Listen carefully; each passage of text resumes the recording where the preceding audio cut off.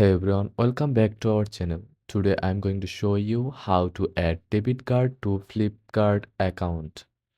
First of all, open the Flipkart app on your phone or visit the Flipkart website on your computer and log into your account.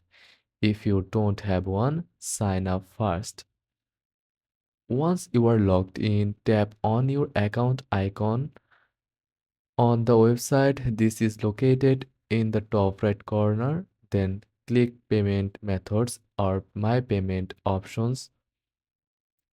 Now click on the Add Payment Methods button and choose debit card as your payment option. Enter your card details, your card number, expiry date, CVV, and billing address. Make sure everything is accurate. After entering the details, click Save to store your debit card in your Flipkart account.